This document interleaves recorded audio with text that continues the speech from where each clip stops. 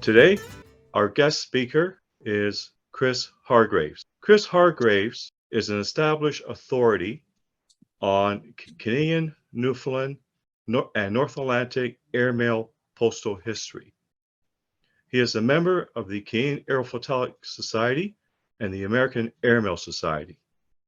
He was the past president of the Canadian Aerophilatelic Society and has been editor of the Canadian Aerophilatelist since 1994. In 2015, he was inducted into the Aerophilately Hall of Fame. Members and guests, I am pleased to introduce tonight Chris Hargreaves, who will speak on the new Canadian Airmail Catalogue. Chris? Andrew, thank you for the introduction.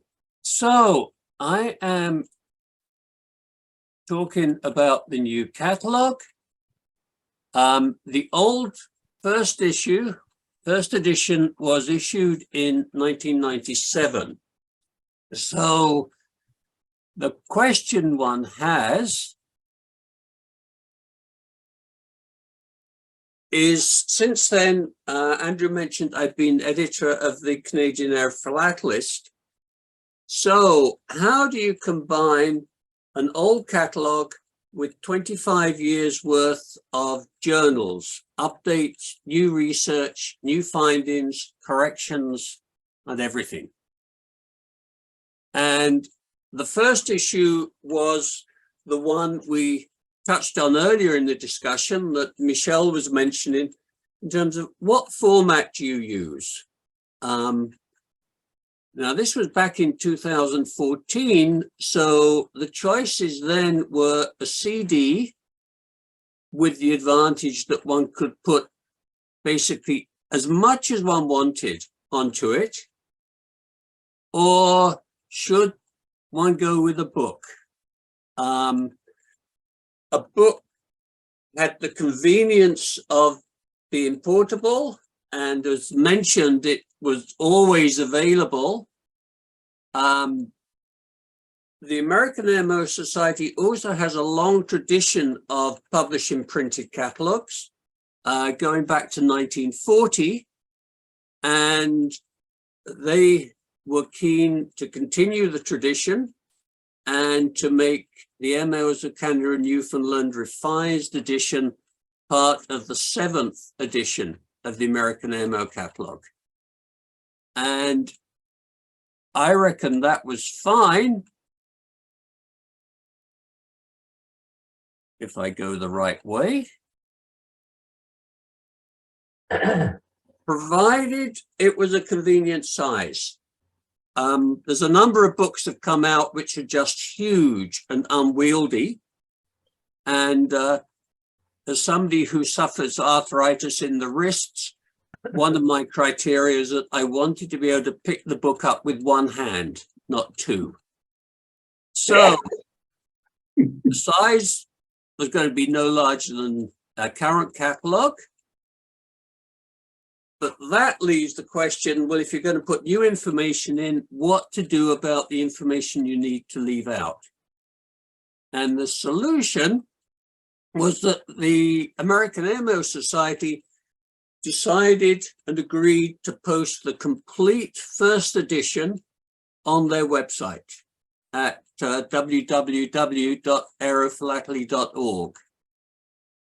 And that gave a lot of flexibility in choosing what to repeat and what not to repeat. The question after that then was, what style would the catalogue have? And seems to me that, you have this spectrum of catalogues from a basic price list, an illustrated price list, up to an encyclopedia. And I was also concerned that knowing the state of publishing about airmail in Canada, this was likely to be the only book around for people who wanted a resource on Canadian airmail.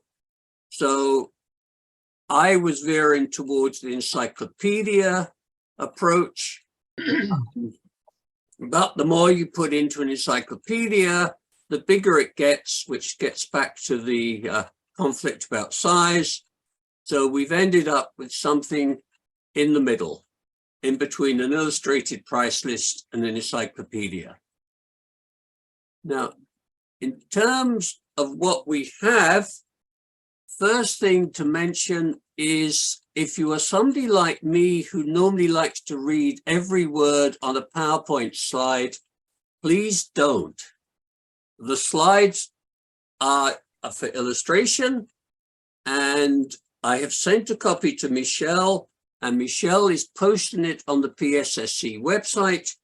So you can go to the website anytime and read the text, find out the references and so on. So one of the concerns, going back to the fact that this was the only book around, likely to be, was to make it user-friendly.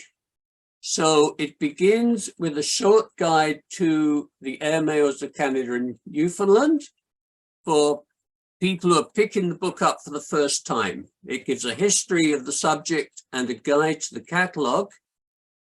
And that also answers one of the questions which comes up again and again. Which is correct, airmail or airmail? It turns out that technically in the 1920s, the two-word airmail was the description of the premium service where people paid money, more money to get their mail flown. And the one-word airmail was the general term for anything used by, flown by air. But even in that time, if you look at Canadian Post Office announcements for first flight covers, some of them used the two-word airmail and some of them used the one-word airmail. So they've always been used interchangeably. David Crotty, who is one of these people like Charles and Michelle, who can do wonderful things on the internet, did an engram looking for how often the terms were used. And what he found is the two-term airmail was most popular up until about 1950. Since then, the one-word airmail has become more and more common. So that is why we have two terms and why people, there's a technical difference, but not a very practical one. So what's in the catalogue? It begins with Pioneer flights. There's the old first page and the new first page. And one of the changes is that the previous editions of the catalogue tended to take the even earlier edition, leave the listing as it was and update it. The new catalogue has a lot more information. It's come from a lot of people, and so there's a lot more references to where the sources are, as you know, who has contributed this information, and it includes things like definitions. The very first item to be listed is intriguing. It's from 1848. And it's a letter where there is a comment. It's from Goderich to Stratford. And there's a comment in the letter saying, this, of course, will have a speedy passage. The wind is fair and it is carried by a paper kite. I have no idea quite what that means. Goderich to Stratford is 45 miles. If it's going to be flown by paper kite, that needs an awfully long piece of string. So what actually happened? I don't know. The cover was written up in B&A Topics in 1955. That's the only other information I found about it.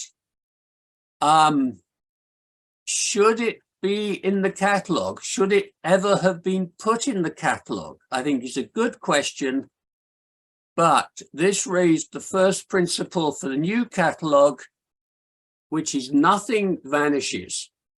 I found it very frustrating over the years to be trying to track how a cover has been listed in catalogues, and it's in an early catalogue and then it's taken out and there's no comment as to why.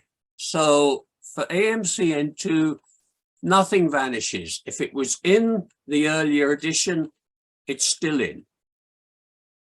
The second item is from the Franklin Relief Expedition, which was a major news story in the 1850s, trying to find what had happened to Sir John Franklin. Search parties went out, and to try and improve the efficiency of the search, Mr. Green, developed a single signal balloon where a slow match would cause a gradual scattering of messages over hundreds of miles. Now, in practice, the furthest distance a message was found was 50 miles away, but that covered a lot of ground. The AMCN1 carries lists covers on red silk from 1853, but in making sure the new catalogue is consistent with other books, the Volume 2 of the 7th edition on polar aerophilately also lists silk and paper messages from 1850 and 1851. So they have been added to the catalogue, but another principle, based on what irritates me, is that no numbers from AMCN1 have been changed unless absolutely necessary. So the original silk messages are PF2, the earlier messages have gone in as PF1A and PF1B. So any reference to PF2 over the years stays the same. The third listing is leaflets dropped on a flight over Quebec City in 1911, which sets a couple of more precedents for the listing. This includes messages carried outside the post office system, and it includes flights which were recorded as carrying messages, even though no surviving messages are known. I have continued following those precedents, and that is actually very significant because in the 1920s, as commercial flying developed, there was a lot of carrying of messages by courtesy as aircraft went in, particularly into the north. A number of these flights were reported in the Toronto Star, and they are now listed in the catalogue, even though we don't have any messages from them. Chronologically, there's an interesting question of the Coronation Air Post in Britain, which is a very big deal. It was part of the celebrations for George V's coronation. They sold special envelopes and postcards. They sold 130,000 of them. Philately was a big deal, aviation was a big deal, the coronation was a big deal, and put them all together, you have a lot of postcards sold. They were not, some of them were mailed to Canada. They were not included in AMCN1 as they came from outside Canada, but they are listed in other catalogues, such as the New Zealand airmail catalogue. And they have been added to AMCN2 in accordance with another principle, which is that having spent 25 years receiving letters to the editor saying, why isn't such and such a cover listed? I don't want to receive another 25 years worth of letters erasing exactly the same question. So the Coronation Air Post is in, and I will stop getting questions about it. PF4, the first attempted mail in Canada, has been quite controversial. Was it flown? Wasn't it flown? And so the listing has been expanded to summarize the evidence. The evidence is predominantly that it wasn't, but it can also be argued that it was. So this gives a summary of the debate which has gone on over the last 20 years for people who are new to the topic. PF4A, PF4B are two covers which were listed in other publications. So they are now listed in AMCN2 as well. So it is an authoritative listing. Expanded PF5 to say, why was a flight made from Windsor to Detroit on September the 4th? And then we come to the Peck flight, June 24th, 1918, which is the first airmail flight in Canada. So that is a quick rundown of principles for lifting and history of very early Canadian airmail. After that, there were a lot of basically one-off pioneer flights. First flight between different places, experimental flights. Mail was often carried, sometimes to make money, sometimes between mayors of different cities. And these are then listed in section 1. They are essentially one-off flights. There is an intriguing airmail service. At a time when there wasn't commercial airmail in Canada, there was commercial airmail in Colombia, and you could buy stamps from agents of Scatter in Montreal, Toronto, Vancouver, which you put on your letter with Canadian and Colombian stamps.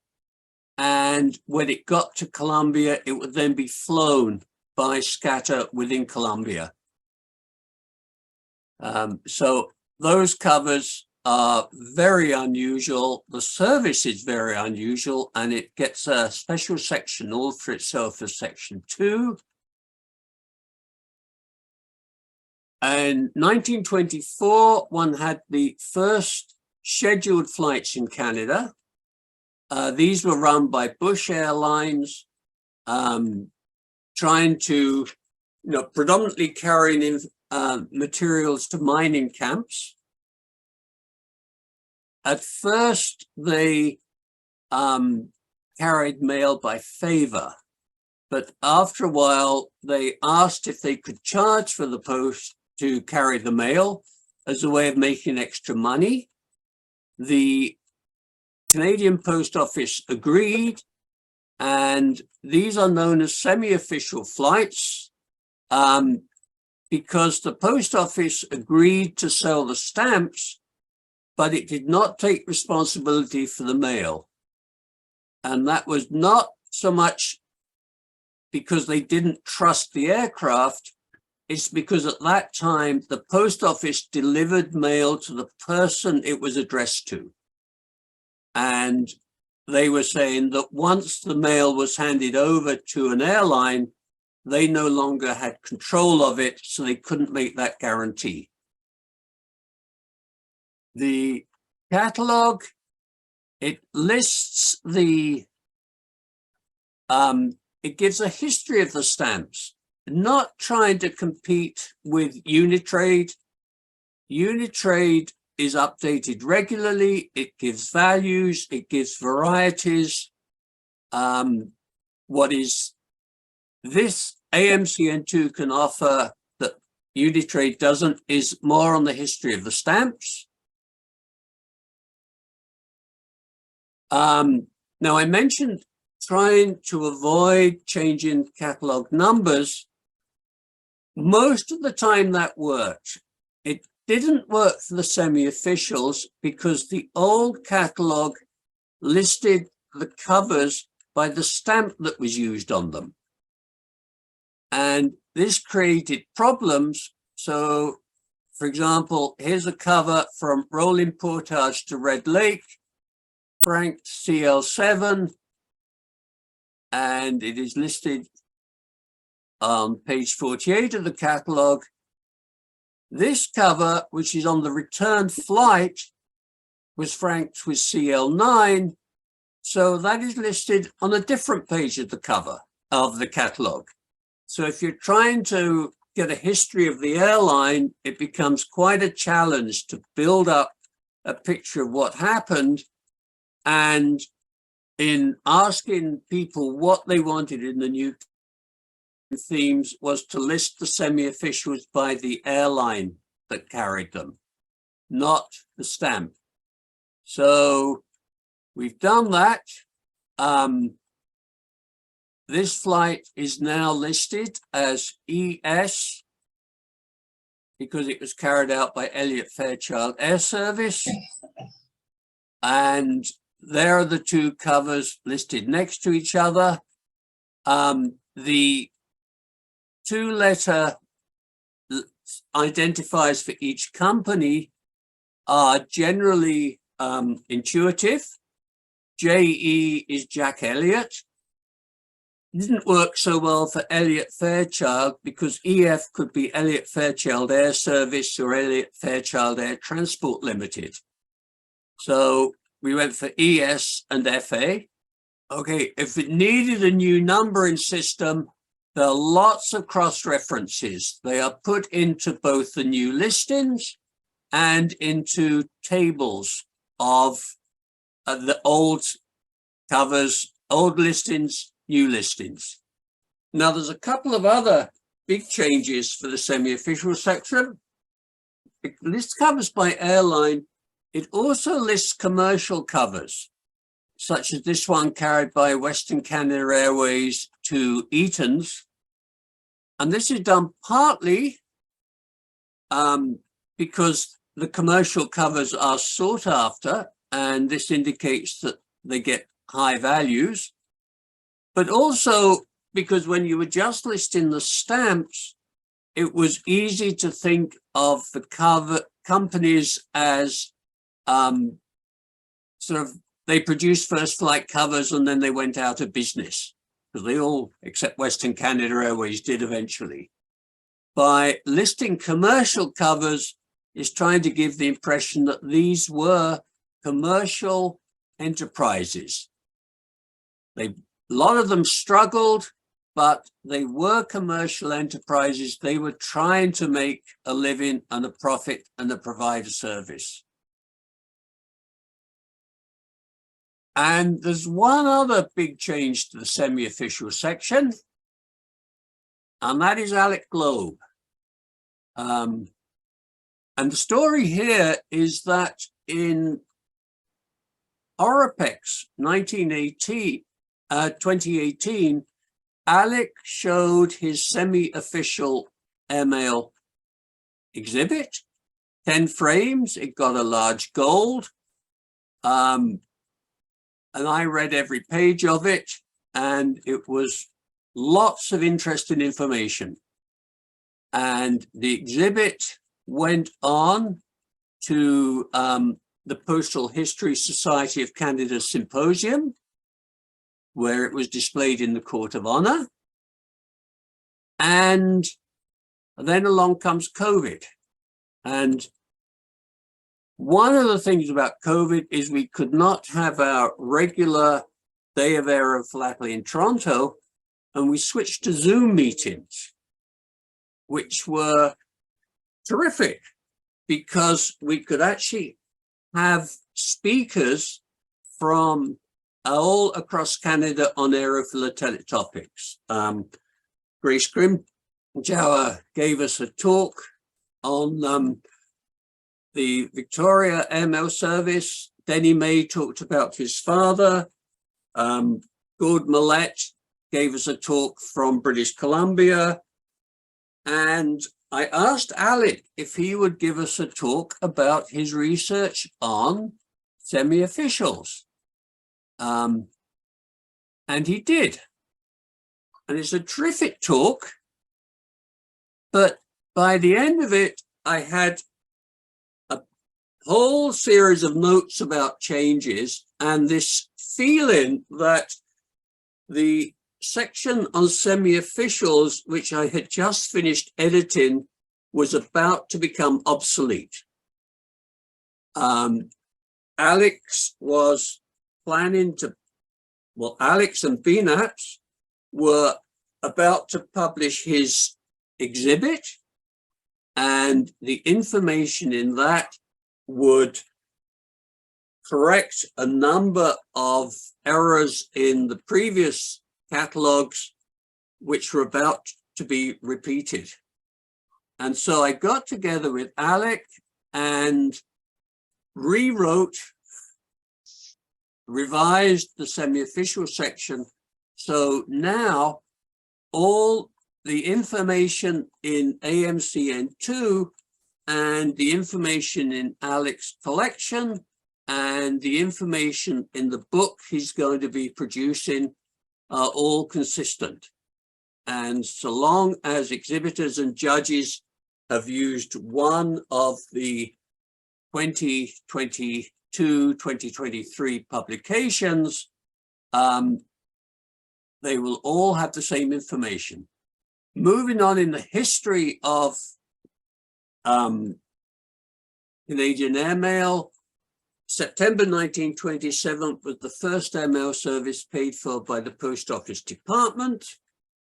That was the flight mail collected from ships in Rimouski and flown to Montreal that I talked about in the February PSSC meeting. Following that, you had a gradually increasing number of flights paid for by the Post Office Department. And then on August the 24th, you had the golden anniversary of the Canadian National Exhibition in Toronto. The Post Office, there was going to be the first international air show. And as part of that, the Post Office said they would arrange special airmail flights from Windsor to Toronto and Quebec to Toronto. And they would give a souvenir cachet to mail carried on the flights, provided you paid more. You had to pay 5 cents to get an envelope with the cachet rather than the regular 2-cent mail. The response was huge. They had over 33,000 covers flown to Toronto. And I would nominate August 24th as the day that changed the hobby of Canadian airmail collecting and aerophilately. Before August the 24th, you had very few airmail covers. After April the 24th, you literally had thousands. And if you are tracking values, if you look through the catalogue up to December 31st, 1927, the minimum value for any cover in the catalogue is $30. But during 1928, you began to get some cheaper covers. And after August the 24th, that is when you get lots of $3 covers. And the Post Office, realizing the chance to make money, produced first flight cachets whenever it started a new service. And these cachets, I think they're terrific and a work of art. They were produced regularly through the 1930s up until 1939, when the first official trans-Canada airmail flight was made. The airmail route had in fact been operating before, but they changed the service to night flying so that you could then get a mail posted in Vancouver or Montreal to Vancouver to Montreal in one day, or Montreal to Vancouver in one day. After 1930, well, shortly after the service began, there was the war. The post office stopped producing first flight caches. It produced some after the Second World War, but a lot fewer. But the airlines then stepped in, and they would produce their own souvenir envelopes and sometimes caches. You would also get covers for special events like the opening of Mirabel Airport. And these covers are listed in section 5, which Dick McIntosh, who used to be a PSSC member, he kept section 5 up to date, and it includes covers up to 2020, as although very few covers are produced in Canada, they are still very popular in Germany. And you can get new first flight covers every time it seems that there's a new flight from Germany to Canada. So that's the major sections. There are also sections on airship posts, balloon flown covers, which Nino, who's on the call, has put together, which is a very interesting section because it includes not only the competitive Gordon Bennett balloon race covers and souvenir flown covers, but the attempts to fly the Atlantic by balloon. Glider flight covers and helicopter flight covers are two of the sections where there is a very abridged version nowadays and a reference to the full section being available on the American Airmail Society website. There are also listings of aviation anniversary covers, which weren't actually flown, and covers carried by the Canadian Forces, and Newfoundland covers. Again, the section on Newfoundland airmail stamps does not try to compete with values and varieties, although it does give some values, because the fact that the Hawker overprint is catalogued at $35,000 seems to be significant information for somebody who is thinking, these are nice looking stamps, I'll start a collection. What the catalogue gives that Unitrade and John Walsh's specialized catalogue don't give is information on the bogus issues, which are another topic I got letters about or emails nowadays from time to time. So we've given a summary of what happens. The covers are listed. There's a minor change to the numbering because it turned out that the American airmail, Airmails of Canada and Newfoundland and John Walsh's specialized catalogue both used FF for the cover numbers, but they listed them differently, with the result that for the May 26, 1931 flight, for example, St. John's to Burren, the catalogue was FF42 in AMCM1, FF29 in the 11th edition of the Newfoundland Specialized Catalogue, but FF30 in the 6th edition of the catalogue. So I've added a prefix N to all the Newfoundland cover numbers to make them distinctive. And the section now includes flights to Newfoundland. It had previously been set up on the principle that it would only include covers flown within Newfoundland or to Newfoundland. And I would get this is one of the common questions. Why isn't this cover from New York to Gander Airport, the American airline system, listed in the catalogue? And that was because it did not include flights to Newfoundland, but now it does. And as well as all the flown covers, one has the interrupted and crash covers.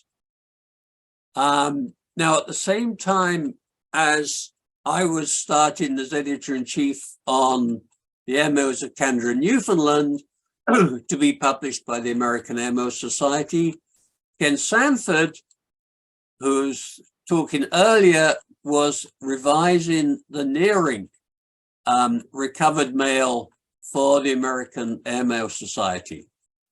And the AAMS was justifiably concerned that it didn't want to be publishing the same information in two publications. So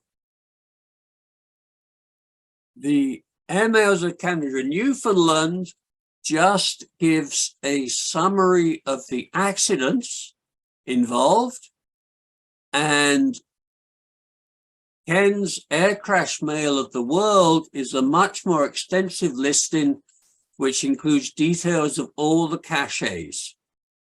And so the two catalogues complement each other. And as Ken was saying, his one, being so much bigger, is available on a thumb drive.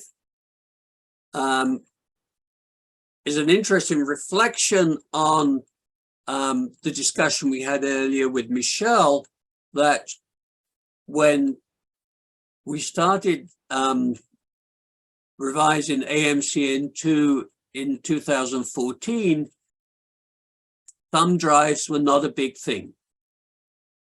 The debate then was, would it be paper or would it be on a CD?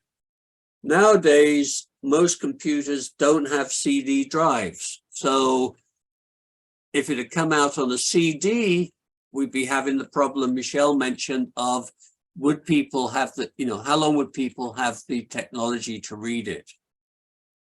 And the fact that in 25 years' time, anybody who picks up the printed AMCN2 will be able to read it. Who knows what the technology for computer material will be. So that is the listing of the flown covers. There is also a lot of information about other aspects of airmail for postal historians. In particular, airmail rates. There were around about 2000, there were 3 different books came out. Airmails of Canada by Afkin and Plomish, David Whiteley's book, and Robert Smith's tables. All excellent publications, which sometimes contradicted each other. And when David Crotty asked if there was something he could help with on the catalogue, I said, well, could you produce a record of the Canadian airmail rates that would be the definitive go-to publication for the rates? And David did, and he had that finished sort of 2013. So that has been published and put on the internet on the American Airmail Society website, where it can be kept up to date. And the catalogue has a summary of the rates in chart form: domestic, US, Great Britain, and everybody else. And these are the rates you will find on over 99% of all airmail covers from the period. And for the others, there are references to tables, such as C Table 2, C Table 3, and there the rate charts from the postal bulletins have been reproduced. The catalogue also includes a similar treatment for Newfoundland airmail rates, which weren't included in the first edition and aren't generally available. Other sections, we have perfins, civilian aerograms. There was a long section. The basic information on aerograms didn't need to be repeated because it hadn't changed, but what was missing from the section was the precursors of the aerograms, the folded air letter sheets that people had to add postage to in order to mail. And so those have been put in.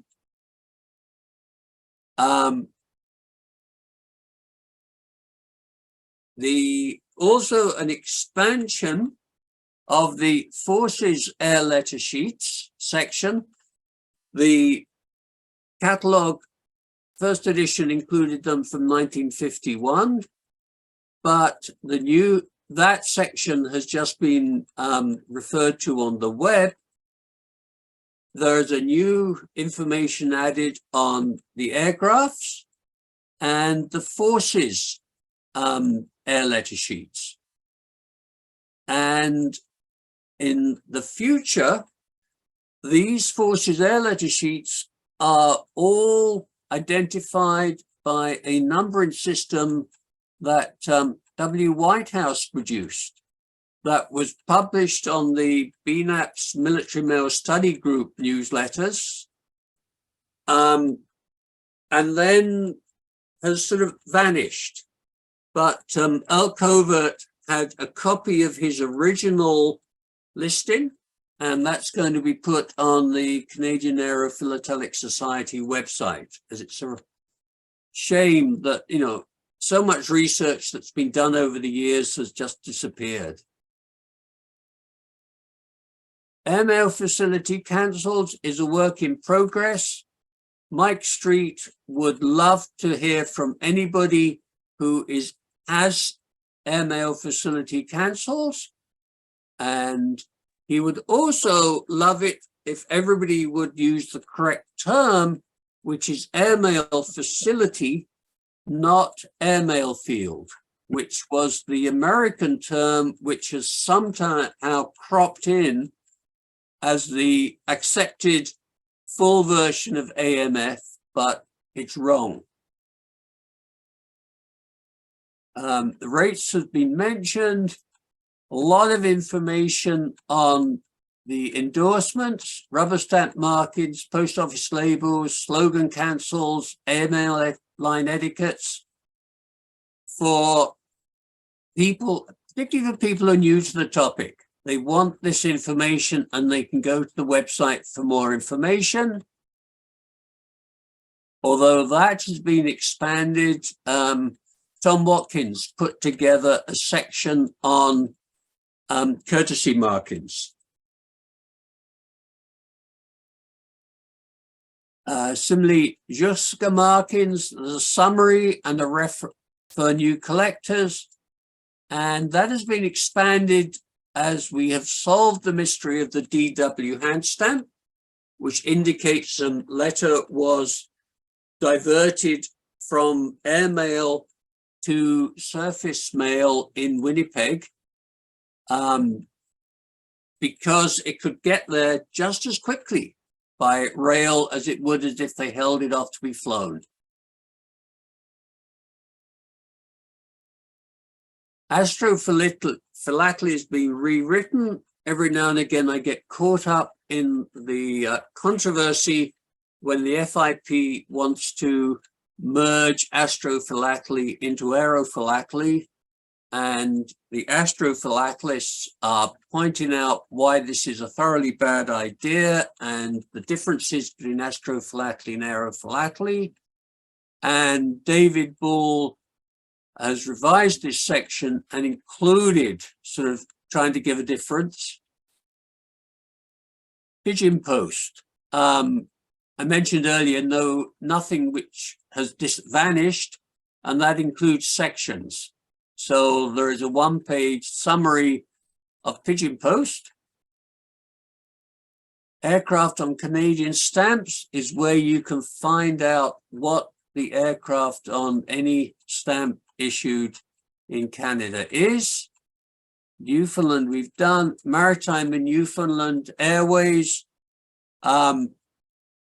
quick summary and references to what has been published on that topic in the last 25 years. Airmail pilots is a challenge. If anybody can identify that signature, I can give you a hint, pick it out of 3 people. And once you get the hint, you can probably tell that it is in fact Herbert Hollick Kenyon.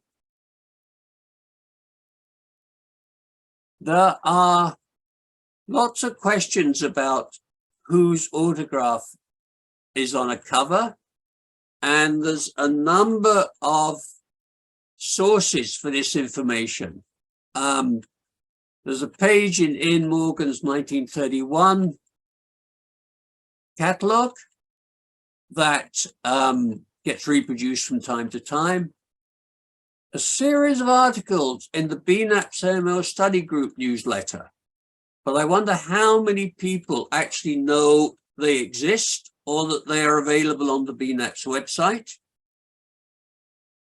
Gord Millett, who is on the call, who we said hi to earlier, he has a collection of autographed covers that he has made available on the CAS website. Denny May has a collection, had a collection. Tom Raymond has a collection. And Tom Raymond asked how he could help with the catalogue. And given that he has a collection of pilot signatures, I said, well, what would be really great is if you could take the list of pilots, airmail pilots that was produced in the first edition and annotate it with where you can find an example of the signature. And he has done that and produced this terrific series of charts and a reference. The Millett file is on the CAS website. The May-Raymond file is now on the American Airmail Society website. The Morgan page is reproduced in AMCN2, and the BNAP's Airmail Study Group newsletters are on the BNAP's website. So if you want to find what the signature of a particular pilot looks like, that's where you can go. The bibliography beyond Google, there are so many neat resources out there which I have discovered by chance, and I wonder how many other people have. So for aerophilately, there's an index to the Canadian Aerophilatelists that Gord Millett maintains. BNAPS has the fabulous Horace Harrison online library. You can look up any topic there and see if there was an article about it in BNAPS. Another one to mention, Postal History Corner. which I discovered by chance. It's a fabulous series of articles, which is written by Andrew Liptick, now maintained by Bob Thorne and the Postal History Society of Canada.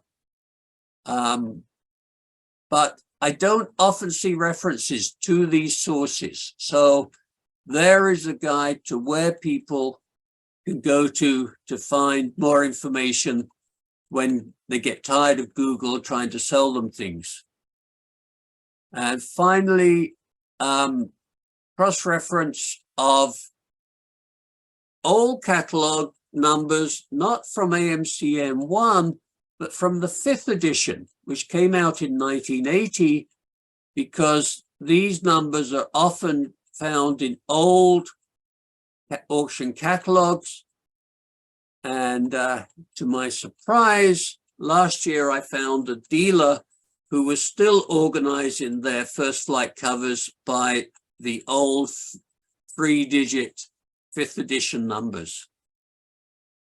So that is what the catalog consists of. Did it achieve the goal of getting key information into a book? Yes. It's the same dimensions as the first edition.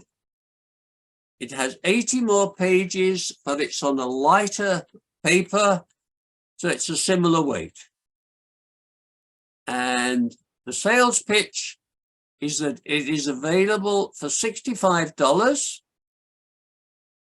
plus the Canadian Aerophilatelic Society is subsidizing postage, so $10 postage to anywhere. And that will include Australia if you want a copy, Tom.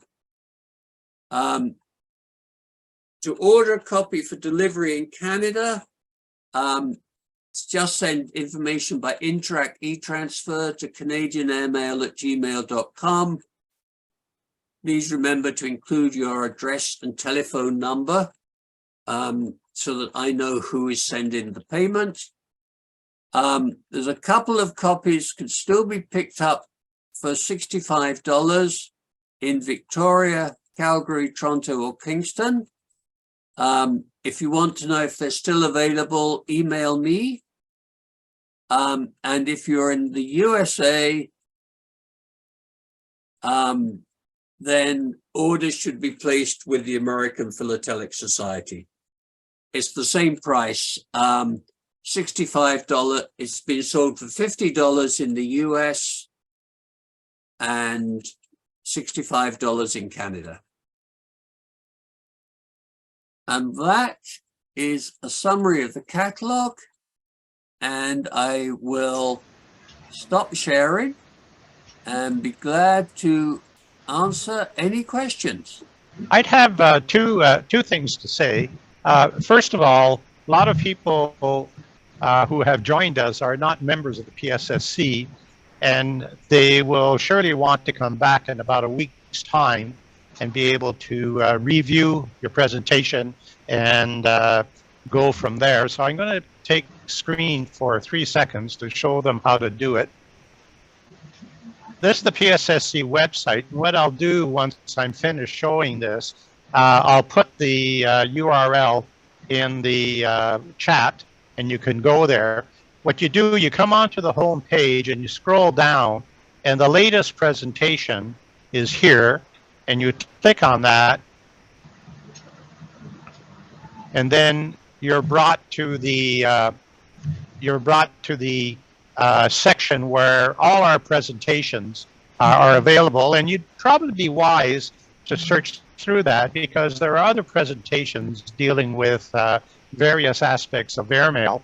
And one last thing, if you go up here to publications, where are we? Here you have philatelic specialists look at aerophilately, and if you click on that, then you're brought to the page where you can download this free of charge and view it. Now, it's not Canadian centric, it's worldwide centric, on aviation, but it's a free publication. And also on the presentations page that I mentioned before, here is where we have our first Zoom session where about half the authors gave the presentation, and as was mentioned in the beginning of our meeting, coming up in another little while, the other half will be giving their presentations. So I wanted to mention that. And like I say, in a minute or two, I'll put in the chat the URL for the site. So since no one's asking questions, I'll continue until somebody else jumps in. How long from the beginning when you thought to start this project did it take to get to the end result? 8 years from being asked to take it on till it got published, which is a lot longer than I expected. One of the things I discovered, which will not be a surprise to many people, is that in spite of, well, by 2014, there would have been 15 years of when are we going to do a revised catalogue? When will we get an updated catalogue? The number of people who were prepared to help with the catalogue turned out to be a lot less than the number of people who had been asking when there was going to be a new one. I can see a couple of people smiling who have had that same experience. So what I thought would be a sort of a fairly short, should get everything done and out in 2 years' time, actually took 8 years. But the other side of that is that some people were very helpful. I mentioned David Crotty, who sort of offered to help, and I said, well, what about the rates? And he produced a book.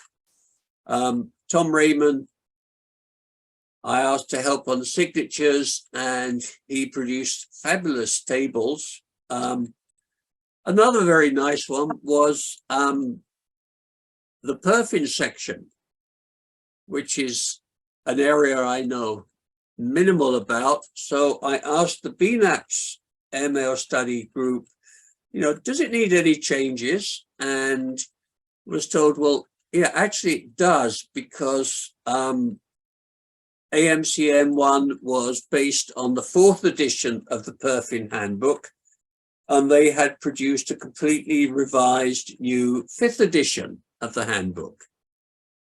But Ron Pazerski offered to write a new section, and he did it very quickly.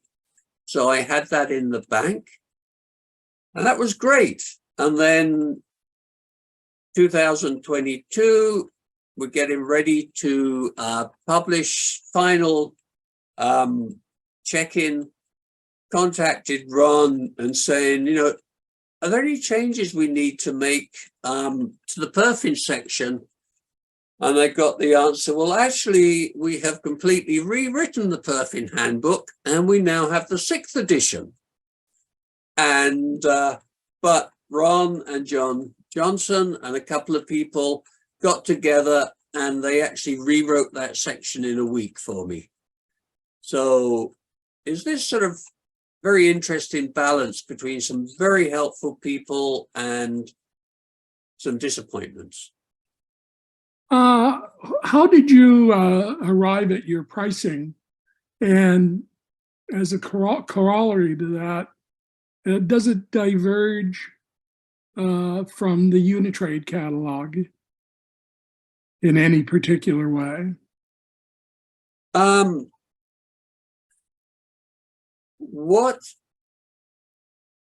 By and large, the pricing was left to the people who wrote the section, as they were the experts. But I also want, knowing over the years, there was a time when everything was actually sold at a discount from the Scott Catalogue price. And there have also been incidents over the years when an auction catalogue has come out and the general feeling was, this is ridiculous. Those valuations are way too high, sometimes too low. So I sent drafts of the sections to all the dealers who advertise in the Canadian Aerophilatelists and asked them to sort of look them over and give me some feedback. And I got some comments on individual covers, but the general response which came back was, no, they look okay. And so, given the variabilities of values, if the consensus of the dealers is they were okay, that's what I went with. Chris, I'm trying to share a screen, but I'm striking out here. I have a certificate for you from the PSSC. I will send it airmail out to you tomorrow. Thank you so much. That was a very informative presentation night. So Chris, Chris, I don't know if this is going to be a surprise to you, but approximately once a year, the PSSC gives out an award called the Herbert Dubé Lectureship Award. It is the highest award in the PSSC, and you are the recipient of that with this wonderful publication. So along with that comes a special certificate and a Canadian work of art, which will be given to you in person when we next meet. And congratulations on winning this award. Your name will be on the list of Herbert Dubé Lectureship Award recipients on the website, and it's a well-deserved one for this wonderful publication. Thank you very much. And there again, I could show the thing, but I'm striking out with screen share tonight, Chris, but it will be available for you. Thanks so much. Thank you. Well-deserved award for your contribution to aerophilately. For those of you who don't know him, Herbert Dubé was member number 2 of the PSSC, founded in 1954. He was the original president, and he was very much into research and publishing research. And when he left us, we decided to make an award for published research in his name. And the way it works is it has to be a work that is published and presented as a lecture to the PSSC, which you just did. So you fulfilled the 2 conditions, and there you go. Thank you very much.